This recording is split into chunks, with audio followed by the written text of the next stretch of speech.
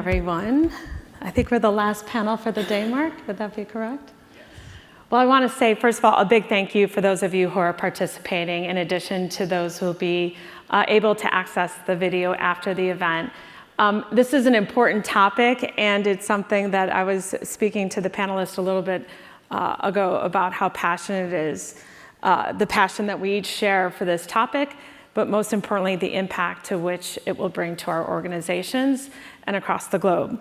So my role here at AWS is to really work with government organizations as well as educational institutions. That has been the role of the past, but as we look at the changing challenges, institutions are setting out students, as we think about the graduation time of this year, into jobs to which we need to ensure that they're skilled. So a part of that is we're really working backwards from the employer's perspective. So I hope you gain through the course of this, short 45 minutes that we're going to have together, a little bit about what we're doing to raise the bar and to change the game.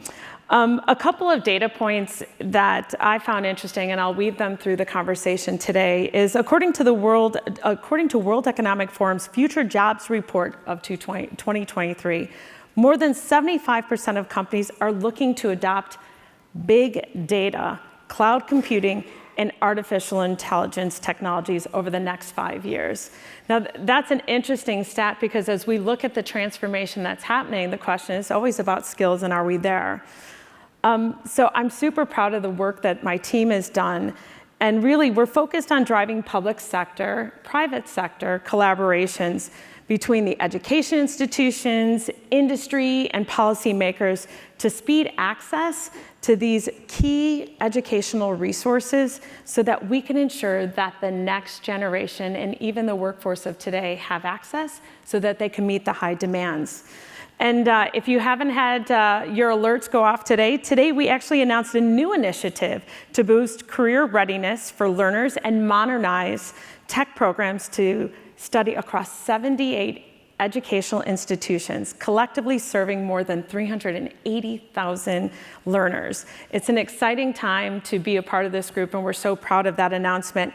But the AWS Skills to Job Tech Alliance will bring together the coalition between Fortune 500 companies and other employers, government agencies, and thinking about it from a global perspective, how we're going to change and improve the outcomes to meet these needs. The initiative will start in 5 key areas. My home state of Illinois, I had nothing to do with that, but I'll take credit for that right now. New York, Washington, as well as Egypt and Spain, and will soon scale to other areas. But today, I have a powerhouse of female leaders, and it's so exciting to have them join. We already introduced them, so I'm going to bypass that. But I want to get started with some questions, because it's really about the great work that they're doing and the opportunity that we see as a partnership. So here's my first question. When you first review entry-level hiring needs of employers and then work with education institutions and align their programs, because again, students come in, we need to make sure that the outcome best addresses those needs. Wendy, can you tell us more about how you work with the Tech Alliance and prepare students for jobs through skill-based hiring? Sure. So I'll start by just giving you a little sense of CUNY, where I am the Chief Academic Officer. And I actually mentioned that I'm the Chief Academic Officer because in the past we wouldn't have these conversations coming through the academics. So it really is a game changer as we recognize the importance of skill-based learning and preparation for the workforce. So our work with AWS has been instrumental. CUNY has 225,000 degree-seeking students and another 225 non-degree-seeking students. So if you want to make change at scale, we're a good place to pilot that. The thing that we are most proud of is that we propel more students who are low socioeconomic status into the middle class than the entire Ivy League combined. We have about 40% of our students are first generation, and another 35% come from homes that make less than $25,000. So you're talking about an extraordinarily diverse population, definitely underserved, and folks who have tremendous talent but don't always have a pipeline into the industry and the need that's being identified here today. So in order to get those students into the middle class, they have to have jobs. And what we are finding is a problem in higher education generally is a disconnect between what is being offered in the classrooms and what you're looking for as employers, especially in tech, but not exclusively in that place. And so that's why this partnership is so exciting. We started by partnering to identify what are the core competencies in some of the most in-demand professions that, especially that you are looking for, cybersecurity, cloud computing, things of that nature, and have an identification of both competencies within the classroom and co-curriculars outside of the classroom. We then take those to the professors and overlay that on our curriculum and say, where are the gaps and how can we work together to fill them? You know, in past years, curriculum evolves over long periods of time. It's a very slow thing. I was sitting here this morning listening to the conversation on AI, and it is accelerating at an exponential pace. So it's impossible for professors in the classroom to be able to know what's being invented literally on the spot in industry in these different tech pieces. So once we have that information, we will adjust, and we are working now to adjust the curriculum. We are also creating co-curricular degree, non-degree skills-based certifications that align with this. So for those students who are not in the classroom taking these courses as part of their degree program, they have the opportunity to get the credential to show to the employers that they're ready for that particular employment situation. And then finally, we're working to identify pathways, both with AWS, but also with Jobs Council, which my colleague here will talk about, so that every student has a paid internship. Especially when we're working with low-income students, first generation, literally the difference between having an internship and not is 3-time multiplier for a job at skill level coming out upon graduation. So it's an incredibly exciting time for us. It is work that has to be done in partnership, and we're so fortunate to have partners like you and Jobs Council as well. Well, it's exciting to see that change, right? And it was an interesting stat that the team provided me that 80% of your graduates actually stay. I mean, it reflects a partnership with the government, right? A New York City mayor has been an instrumental partner in the city council, recognizing that what happens to our school happens to the city of New York. If 80% of our students are staying put and those students aren't employed at skill level, that's a huge loss of talent for those individuals, but it's also a tragedy for the city in terms of economic impact and the ability to expand industry. And so both the city and the state have been extraordinary partners for us in recognizing that and helping us fund these projects with industry. Well, you know, it's super exciting, and New York is highlighted as one of the newest tech hubs that continues to grow. So I think that partnership is so very important, which, Kirsten, it leads me over to you. You represent the employers. So when you think about from an employer perspective, working with the AWS Tech Alliance in New York, how do you characterize what New York's largest employers are coming to by ways of entry-level jobs? Yeah, thank you. I agree with Wendy. You know, our employers, they recognize that good jobs are the great equalizer in our city, and that it is an economic imperative to ensure all New Yorkers have a pathway to a family-sustaining job. And really not jobs, actually, we're talking about careers. I represent the New York Job CEO Council. We are a group of 30 CEOs of New York's largest employers who are committed to ensuring those pathways exist and building a system that works for everyone. We operate as an intermediary, building public-private partnerships that scale workforce development solutions that are market-driven, sustainable long-term, and are going to drive that systems change necessary to achieve our goal. When we launched 3 years ago, our CEO set a target of hiring 100,000 low-income New Yorkers into jobs that paid family-sustaining wages. At the time, it was $55,000 and up. 25,000 of those are intended to come from CUNY, because CUNY is such a rich pool of talent in our backyard, and that our employers want to have more of them in their companies. But so this isn't philanthropy, as I mentioned, it's market driven, so it can't just be talent, it has to be skilled talent. So how do you make the system work? Two biggest things. One is you have to connect the talent with the skills, and that's why partnerships like this are so critical. bridging that gap between education and industry so that there's more collaboration, there's more communication, and a constant feedback loop is so important. But then you also have to get that skilled talent into the jobs, and that's number 2. And that requires, on the employer side, a shift to skills-based hiring and really rethinking antiquated recruitment and hiring practices. So we are seeing our employers rethink their degree requirements. We're seeing them rethink, you can have one job and get to it from a multiple different pathways. Some might be an apprenticeship, might be an internship, might not be. And when we are talking about skills, it's not just technical skills or the type of skills that we're talking about today. It's also recognizing other skills that make for a successful long-term employee. So things like drive and commitment and responsibility. And when you look at the talent at CUNY, one of the things since I've been in this role that struck me is almost all of them work. Many are working full-time jobs at Starbucks, CVS, on the side, and going to school. And so when you look at their resume, recognizing that they've had a boss, they've had to deal with difficult colleagues and customers, they've had to show up on time, they probably know how to write an email.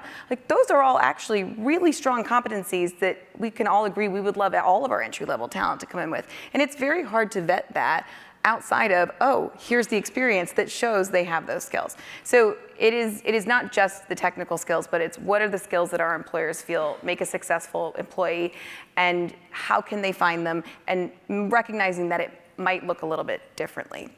So I will add that public-private partnerships that are intentional, like what we're doing with CUNY and with AWS Skills, are so critical because those are marrying the theoretical with the practical learning and making sure that students are aware of what does this look like in the workplace. You also don't want them going too far down a degree program and then discovering, actually, that's not what I want to do. So we probably all can agree we had a little bit of that. So making sure that we are being intentional around that they leave the classroom with the skills that employers value, but also that they leave the classroom with an understanding of how higher education is furthering their career goals. And we have found that this approach, it's working. Our employers last year, 2022, hired 18,000, actually I think 19,000 low-income New Yorkers into jobs that were over that 55,000 threshold, and over 4,000 of them were from CUNY into their entry-level programs. So we're seeing that shift. That was more than twice what it was the year before. So really rethinking those hiring practices, the skills, valuing skills over degrees, and then also making sure that business has a voice in the curriculum. It's working. That endorsement works. Well, those are impactful numbers. And when we think about the long term, and if we really think about it globally, how many others can we support? Because you're right, I think the practicality of everyday life gives people grit and opportunity to succeed by marrying it with the opportunity of meeting them where they're at, helping them showcase their skill sets, adding the technology aspects of an education to it really changes the game. And the social impact is significant, especially for New York. And going that way, I'm going to jump over to Nishita. I know you signed an agreement, social impact agreement in Germany, committing to training, enabling, and placing underrepresented individuals. Can you tell us a little bit about that, and more importantly, how you're thinking about scaling it globally? Yeah, absolutely. So before I answer that, Kim, I also want to just talk about why this is important to us, right? So this is absolutely the right thing to do in terms of creating positive social impact as a responsible member of the community, but it's also good for business, right, at the end of the day. And it's good for business because we do have a shortage of hard tech skills, and we need to be able to tap into broader populations to create those. It's good for business because as we continue to build solutions and technology solutions, we need a diverse population to create those. Right? Because if we don't have a diverse population creating those solutions, they're not going to work for everybody. And that's incredibly important. They have to work for everybody to create a market for everybody, which creates larger economic impact. So we're very dedicated to doing this because it is good for society and good for business. And what you mentioned around our social impact agreement, we signed in DACH, which is Germany, Austria, and Switzerland. It's committed to working together with Amazon in order to create jobs and opportunities for underserved communities, and specifically those without formal four-year college degrees.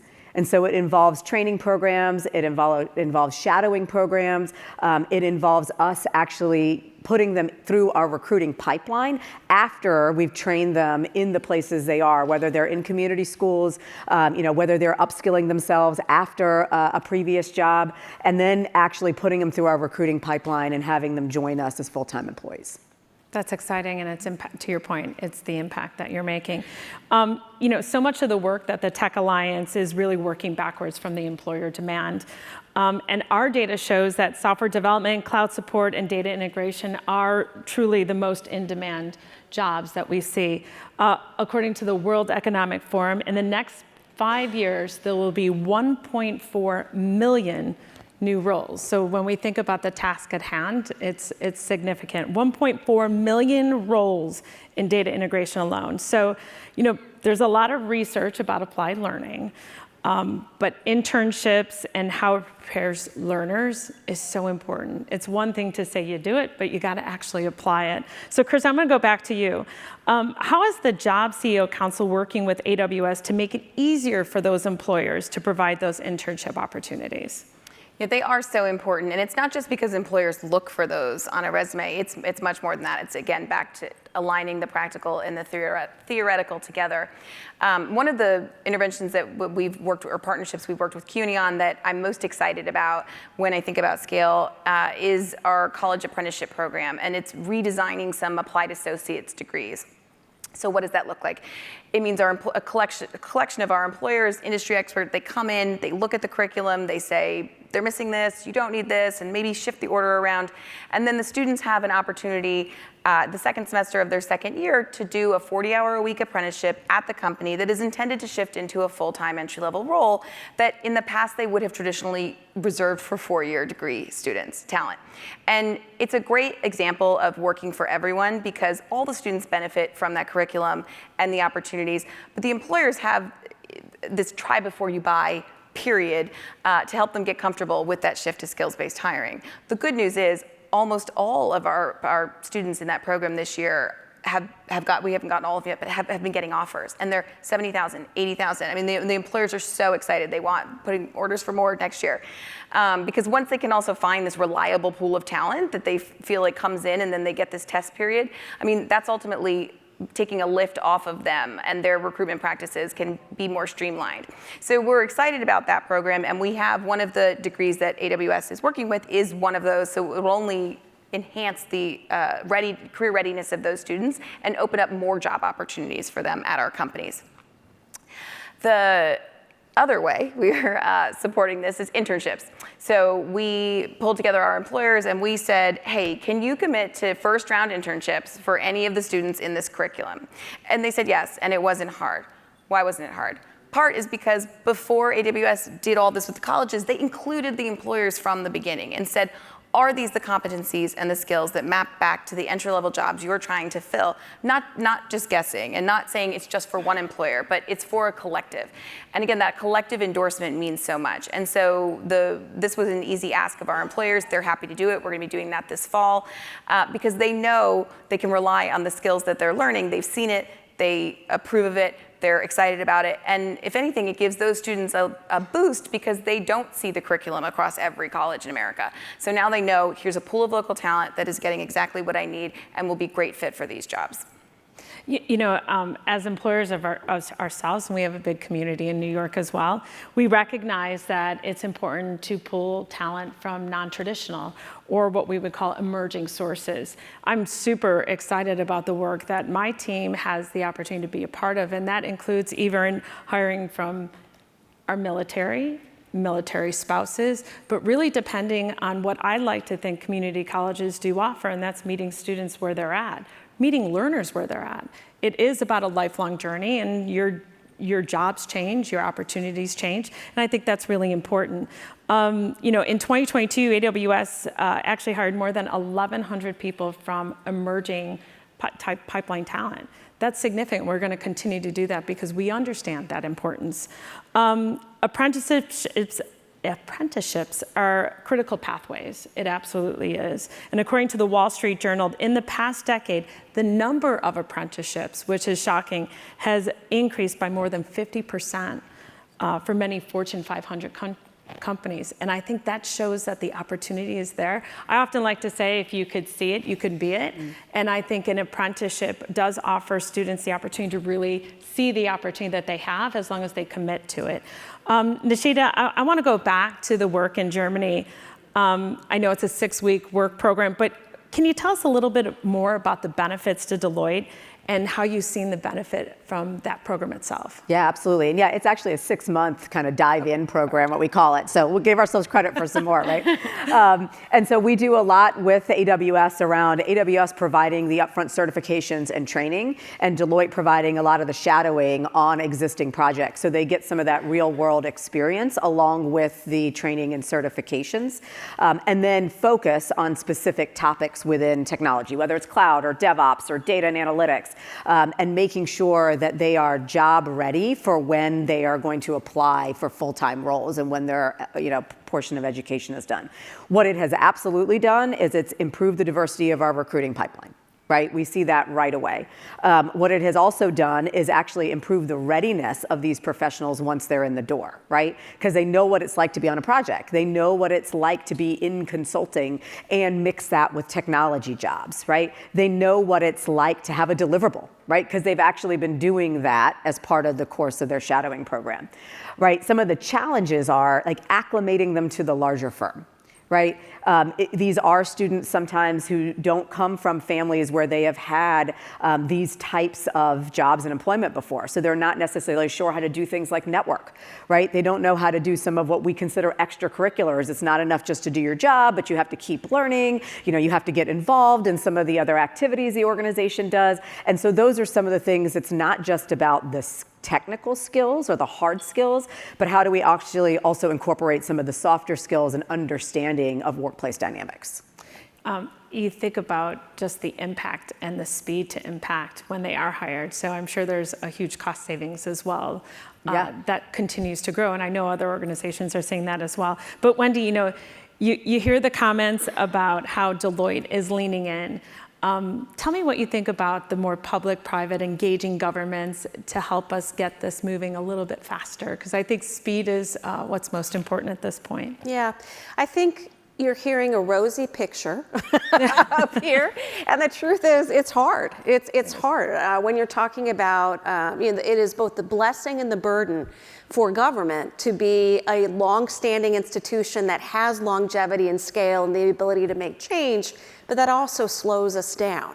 And so part of what we've been negotiating is how can CUNY move at the speed of business for Deloitte so that we can be responsive in real time with programs that take, for us traditionally, years to put together. And so it's, I think, part of the success of this program has been a willingness to have difficult conversations and say, this needs to change, this needs, this isn't working. But when it does work, it's the only thing that's capable of doing it at a systemic level.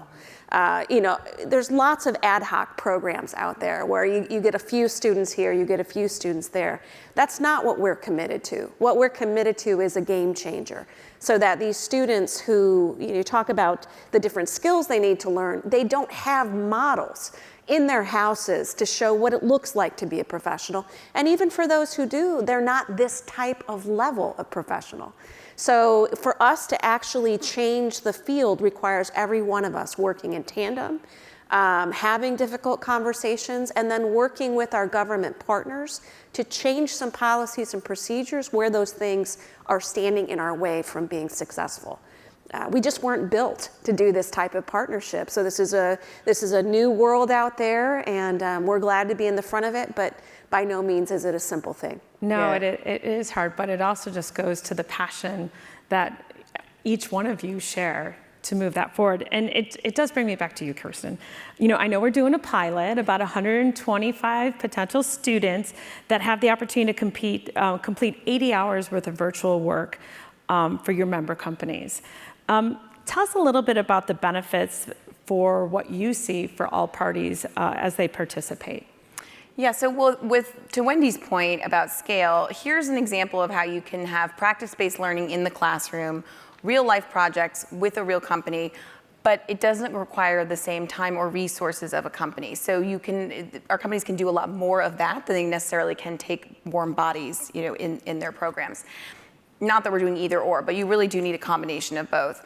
Having practice-based teaching and learning in your classroom, again, working on real life projects, does offer the next best thing, I would say, to working in the workplace on a real project and saying, this is how I apply what I learned here. And by the way, is this what I want to do with my life? Is this interesting, or where am I struggling?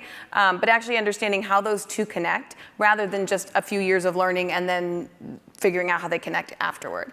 One point I wanted to make about your point around internships earlier is that internships aren't just critical because of the experience.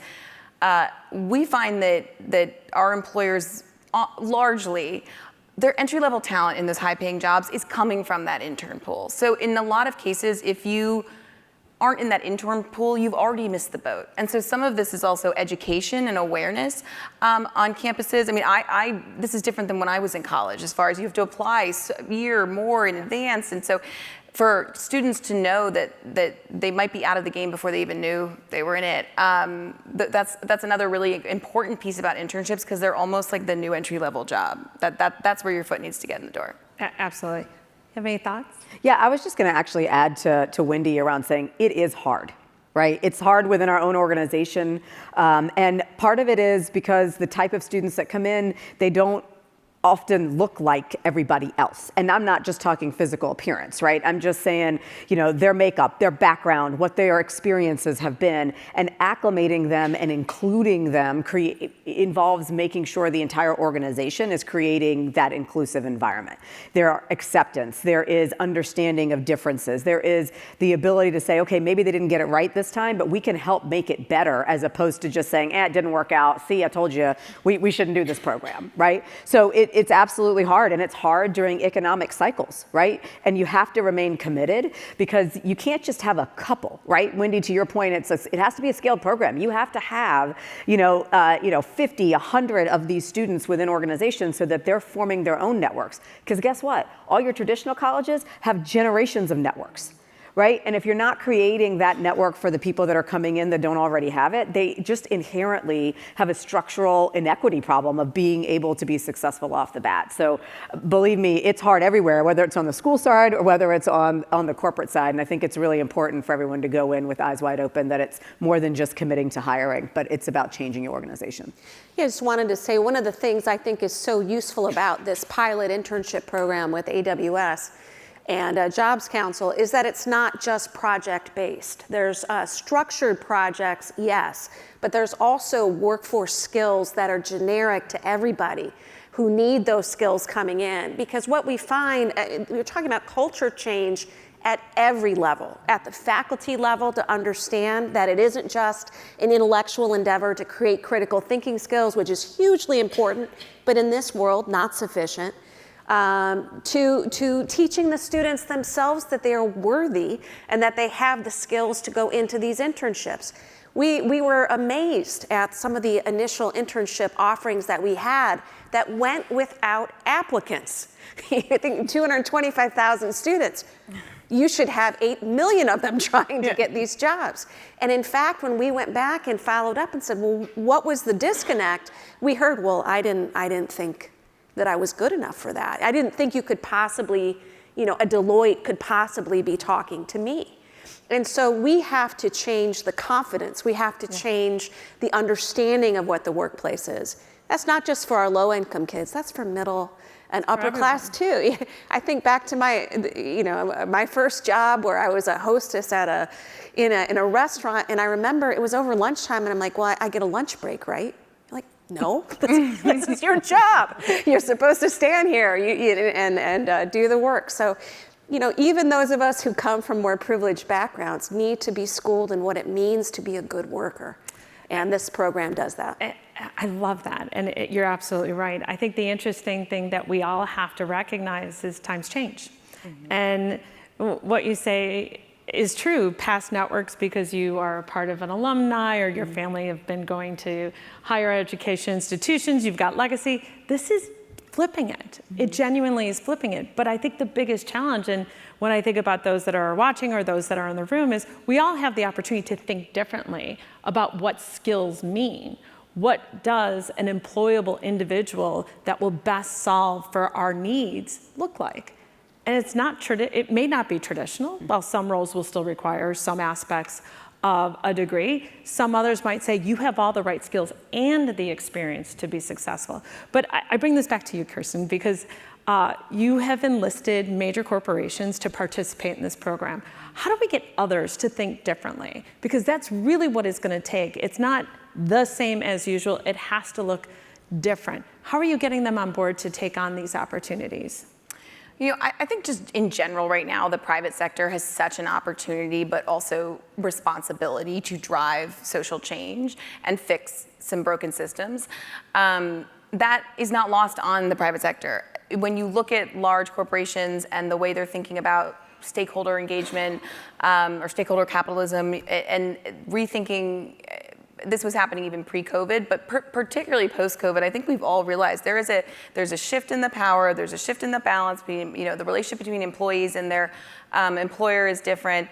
The value propositions both have to offer is different. Employers need to know how to sell themselves. Employees or prospective employees need to, as they're hiring for skills-based, be able to articulate how are they, meeting those skills. And I think that when you think about really innovative companies, they understand, you think about, particularly would include our members in this category, they understand that at the root of all of that innovation, of all their bottom line, it's all resting on a bedrock of talent. And everyone's in a war for talent, particularly for highly specialized technical roles. Everyone's trying to diversify their workforces. Everyone is trying to find new untapped pools. It's like seeking alpha in talent. And I think that the smarter companies understand that because this is baked into their culture. For companies where it isn't, I think they almost divide it into two categories. I would say those that are the converted, if you will, and believe in skills-based hiring and they understand this is the way forward, but may not have the resources to do so. And that's where I think some of the policy piece, some intermediaries like us can help with how do you set up a program that's scalable with a small or mid-sized business where you won't have a cohort of 100 or some, how do you replicate that same experience in another way? Think differently, to your point. And then I think for those businesses that don't see this and don't see the value in skills-based hiring, I think those are the businesses that are essentially going to be gone. I think that your business today depends on your talent. Talent has more power than they ever have had before. And I do not think you can have an innovative business without thinking differently about anything, but certainly including your talent. And you think about it this way, policy is there to help us accelerate and go faster and remove barriers, but I think at times policy holds us back. I've got a question for all three of you. Wendy, I'm going to start with you. How should we be working with these policy leaders to maximize that impact? I think we have to lobby and make them aware of where those, part of what we're doing is looking at what does it look like from your perspective, right? Just as we ask how, from the student's perspective, do they engage with us, we now have to ask how does the employer do that? So in our case, for example, we have 25 campuses over the 5 boroughs of New York City, and we have 25 different front doors for industry, which, as we know, is completely not a workable solution. And so we've been looking at it from that perspective, saying we need to have a single entry point. It's the same in areas like finance, student financial aid. Right now, we don't have a lot of federal options for financing non-traditional education, like skills development. We don't have programs that can incentivize the development of academic curriculum that infuses those things without the help from our external partners. So there's a lot to be done in the policy area. Another place is data sharing. What we found overwhelmingly, one of the biggest challenges is the integration of different data systems. And I heard that all day today on the different panels that I was listening to. And so finding ways to reduce some of the barrier to that sharing of data, given the heavily regulated industry, higher ed's very heavily regulated, would be enormously helpful. Totally agree. Kirsten. Yeah, I think that it comes back to thinking differently. I mean, that's a huge one. So thinking about workforce Pell Grants and things like that. How do you take what we have and adapt it, evolve it? I also think it's looking at policy through an outcomes-based lens and re-examining some things that might be antiquated. It's very similar to the process our employers went through, looking at their hiring practices and what makes sense and what doesn't. And by the way, do we need to require a 4-year degree for that? No. Policy is very similar and, not surprising, generally lags behind the private sector. But if you look at, for example, we do a lot of work with apprenticeships in public high schools in New York. One of the challenges there is that seat time requirements that at one time were meant to protect these children from child labor are now actually hurting the exact same demographic because they are not able to take advantage of these opportunities. They have to leave school 4 hours a day instead of just spending a full day at work and then going to school. And so there's a lot of these things that just don't make sense. And I think that this isn't a political conversation. This is very much it's an economic conversation and an imperative. And Wendy's heard me say this before, but I often say that the future of work is not something that happens, it's something you build. And when I look at our city right now, we have such an opportunity to build an inclusive, competitive, equitable system where everybody wins. And bringing politics in that will not help. So it needs to be about social good in general and the health of our economy and the health of our country. Agree. Last? Yeah, the way I would think about it, less from an educational policy, but more from a tech policy, you hear all the news today around generative AI and the impacts, positive, not so positive, ethics implications, right? Impacts on humanity as a whole. And we need to think more clearly around who's involved in creating that so that we are creating systems that work for our population in the United States that's one of the most diverse in the whole world, right? And so we really need to be focused on policymakers, regulation around who's created this. How have we tested it? How have we ensured that it's fair and equitable, right? Because when we're doing that, we're really creating the balance we need between market and economy and protecting society, which, by the way, we all want both of, right? And so I think that's where policymakers and private entities need to come together to have conversations. Well, it's exciting to be a part of. Absolutely. Truly. And you're right, data sharing legislation is top of mind. And as I look at my responsibility here in the US, we have states that have it and we have a lot of states that don't. So ensuring that we're able to share that data and genuinely, they have the data to help identify opportunities and to change the conversation. I will share another stat. According to CompTIA's most recent analysis from the US Bureau of Labor Statistics, #jobs report, employers listed more than 300,000 job postings for tech positions in April alone. April, that's just a little short time ago. And the fact that they're out there and they're available, and when we think about graduation, the graduation season, kids are coming out of school saying, how do I find those roles? How do I augment what I have? Oh my gosh, do I have to augment the degree I already have? Yeah, you need some tech skills. So I think it's extremely important.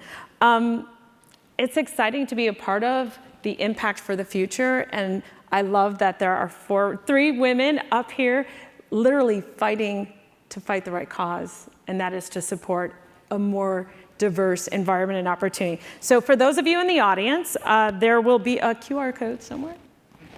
I think they're going to put that up. If you want to hear more about the Tech Alliance and you want to participate, we encourage you to do so. Those of you online, we'll make sure that we put the QR code and links to the associated sites. I think the opportunity is now, and if we don't take that opportunity, we will leave another generation of individuals that didn't see it, so they couldn't be it. But finally, I want to thank all of you for coming and fighting that difficult fight every single day, because without your passion and desire to make that impact, it makes it much harder. I have Tekla Moquin out in the audience somewhere. She will be here. She's a part of our Skills to Job organization. She could help answer any questions for those of you in the room. But I think it's a good call out to all of us to say, how can we do this differently?